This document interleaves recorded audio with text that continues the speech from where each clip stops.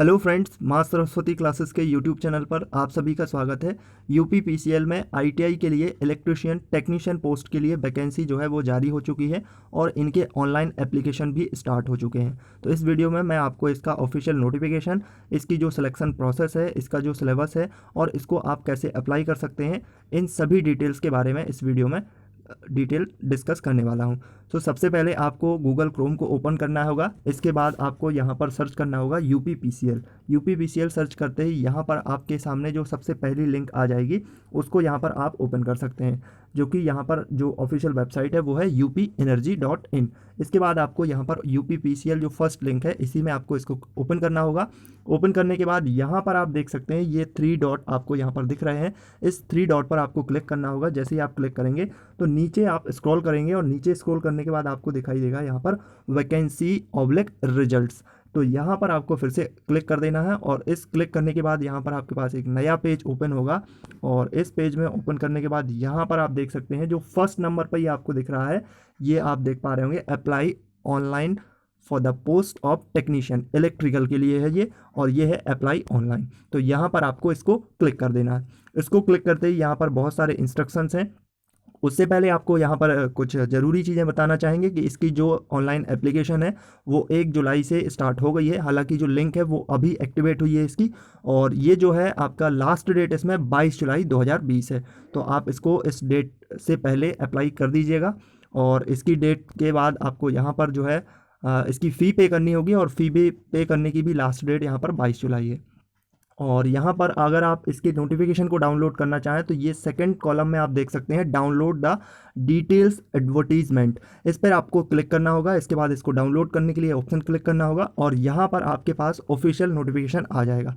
इस official notification में आप देख पाएंगे ये है विद्युत सेवा आयोग, और इसमें जो वैकेंसी है उनकी डिटेल आप देख सकते हैं। डिटेल में यहाँ पर दी गई है। टेक्नीशियन के लिए जो वैकेंसी है वो इलेक्ट्रिकल डिपार्टमेंट के लिए है, और जनरल के लिए यहाँ पर 245, ओबीसी के लिए यहाँ पर 164, अनुसूचित जाति यानी कि ये एससी के लिए 127, एसटी के लिए यहाँ पर 12, और ईडब्ल्यूएस जो नया यहाँ पर रिजर्वेशन सिस्टम स्टार्ट हुआ है उसमें ईडब्ल्यूएस कैटेगरी के कैंडिडेट के लिए यहाँ पर 60 सीटों को रिजर्व किया गया है। इसमें जो आपका ऑनलाइन एग्ज़ाम होने वाला है वो सीबीटी मोड में एग्ज़ाम होने वाला है। एक से ज़्यादा शिफ्ट में अगर एग्ज़ाम होता है तो यहाँ पर नॉर्मलाइजेशन की प्रोसेस को फॉलो किया जाएगा। अगर आप इसके वेतनमान को देखना चाहें तो ये लेवल 4 का वेतनमान रहने वाला है, जिसमें आपका न्यूनतम वेतन 27,200 है। उसके बाद उसमें अन्य जो भी कॉरपोरेशन वाले या जो भी राज्य सरकार की तरफ से भत्ते दिए जाते हैं उनको जोड़ा जाएगा।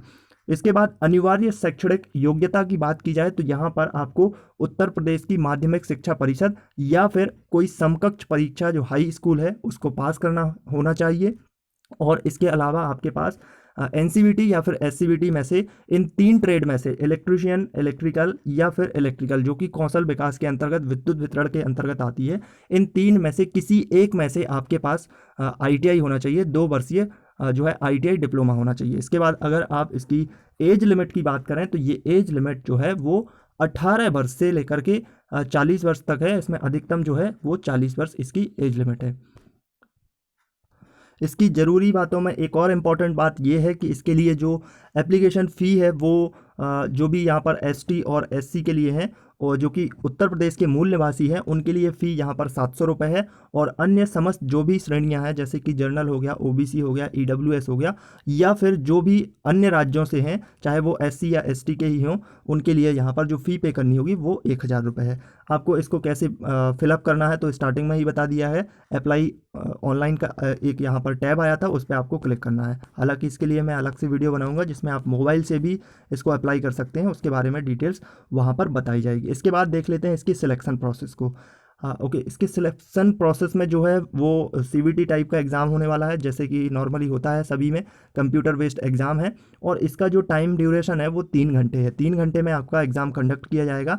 तो यहाँ पर एग्ज़ाम जो होने वाला है वो आपका 2 पार्ट में होने वाला है। पहला पार्ट जो होगा वो ट्रिपल-सी लेवल का जो कंप्यूटर का एग्ज़ाम होता है उस लेवल के यहाँ पर क्वेश्चन होंगे, जिनमें जो क्वेश्चन होंगे वो 50 प्रश्न होंगे और प्रत्येक प्रश्न के लिए 1 अंक यहाँ पर दिया जाएगा। और जो यह परीक्षा जो है अधिकतम 50 अंकों की होगी, यानी कि 50 प्रश्न होंगे और 50 अंक होंगे, हर प्रश्न के लिए 1 अंक होगा। अगर आप इसमें गलत करते हैं तो गलत के लिए यहाँ पर नेगेटिव मार्किंग भी है, और एक गलत क्वेश्चन करने पर आपका 1/4 जो मार्क्स होगा वो इसको काट लिया जाएगा। इसके बाद आपका जो है कंप्यूटर ज्ञान जो है वो इसमें आपको मिनिमम 20 अंक लाना अनिवार्य है। अगर आप इसमें 20 अंक नहीं ला पाते हैं इस 50 में से, तो फिर आपका आगे का जो पेपर है वो ही चेक नहीं किया जाएगा, उसमें आपको जो है वहाँ पर मेरिट के लिए नहीं जोड़ा जाएगा। तो सबसे ज़रूरी चीज़ ये है कि आपको फर्स्ट पार्ट में जो CCC कंप्यूटर लेवल का एग्ज़ाम है वो आपको यहाँ पर पास करना होगा। इसमें मिनिमम जो होंगे वो 20 जो क्वेश्चन है वो 20 नंबर आपको लाने ही लाने होंगे। ध्यान रखना होगा 1/4 की यहाँ पर माइनस मार्किंग भी है। एक और इम्पॉर्टेंट बात बताना चाहेंगे कि जो ये 20 नंबर आपके आने वाले हैं इनको आपकी फाइनल मेरिट में नहीं जोड़ा जाएगा। जो आपका एग्ज़ाम होगा, सेकंड पार्ट होगा, उसके फाइनल मेरिट में इसको नहीं जोड़ा जाएगा। ये सिर्फ आपके लिए एक बैरियर होगा। बैरियर से मतलब कि आपको इस 20 अंक जो है वो आपके क्वालिफाइंग नेचर के हैं। 20 अंक आपके आ जाते हैं तो आप सेकंड पार्ट के लिए एलिजिबल हो जाते हैं। इसका सेकंड पार्ट जो है वो मेन रोल प्ले करने वाला है आपका सिलेक्शन के लिए। इसमें क्या क्या रहने वाला है आइए इसके बारे में देख लेते हैं। यहाँ पर इसमें जो है आपके क्वेश्चन रहने वाले हैं वो 200 क्वेश्चन रहने वाले हैं। यहाँ पर आप देख सकते हैं कुल प्रश्नों की संख्या 200 है और हर एक क्वेश्चन के लिए 1 अंक यहाँ पर निर्धारित किया गया है। अगर आप गलती करते हैं, आपके द्वारा कोई प्रश्न गलत होता है तो उस प्रश्न की नेगेटिव मार्किंग भी की गई है और 1/4 की यहाँ पर नेगेटिव मार्किंग की जाएगी। आपके सिलेबस में क्या क्या आने वाला है तो वो है आपका सामान्य अध्ययन एवं तार्किक ज्ञान। सामान्य अध्ययन से मतलब क्या है, जनरल नॉलेज, जैसे कि आपका जो भी नॉर्मली जनरल नॉलेज होता है वो उस टाइप से, और रीजनिंग टाइप की यहाँ पर छोटे मोटे क्वेश्चन आएंगे। इसके अलावा आपकी इसमें हिंदी भी आएगी जो कि हाई स्कूल लेवल की होगी, जो भी आपने हाई स्कूल में पढ़ी हुई है 9 और 10वीं में, उस टाइप का यहाँ पर हिंदी होगा जिसमें आपके 15 प्रश्न होंगे और उन्हीं प्रश्नों के लिए आपको 15 अंक अधिकतम अंक होंगे। इसके अलावा अगर बात करें तो अंग्रेजी भी होगी। इंग्लिश जो है वो भी आपकी हाई स्कूल लेवल की है, 10th लेवल की है, जिसमें 15 क्वेश्चन होंगे और अधिकतम इसमें 15 अंक ही अलॉट किए जाएंगे।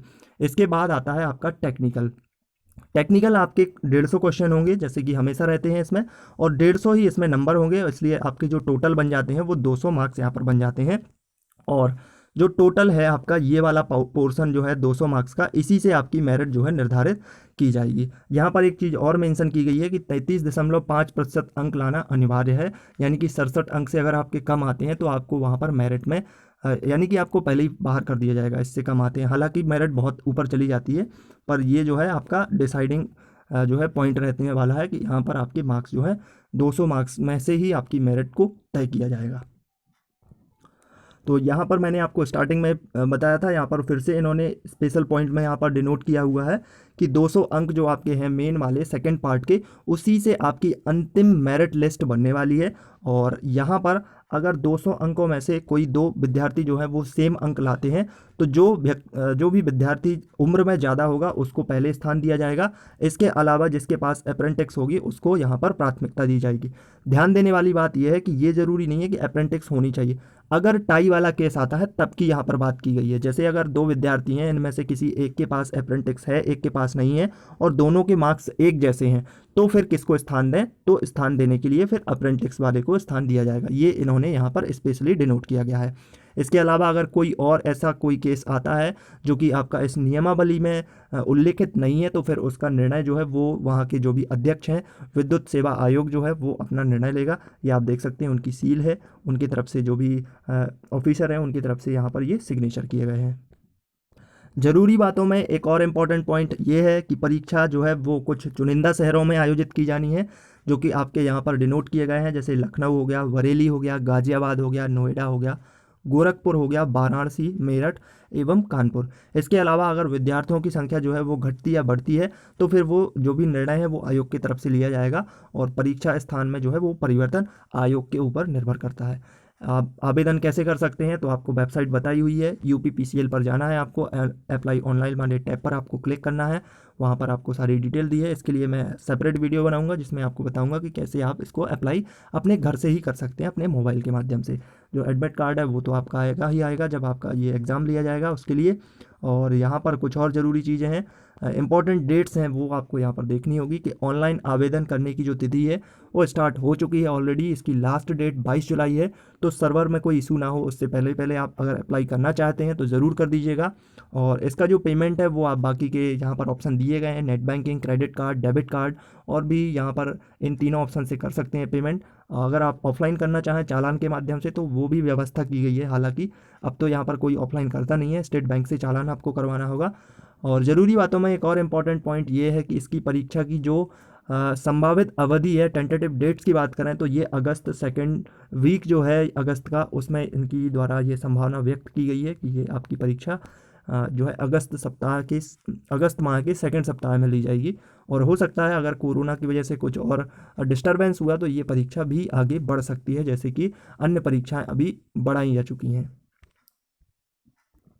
So thank you for watching. अगर आप चैनल पर नए हैं सब्सक्राइब ज़रूर कीजिएगा, क्योंकि यहाँ पर आपको जो भी आपके ITI से रिलेटेड वैकेंसीज़ होती हैं उनकी डिटेल्स दी जाती है। और अगर आपको वीडियो पसंद आया हो तो लाइक करना, अपने फ्रेंड्स के साथ इसको ज़रूर शेयर करना।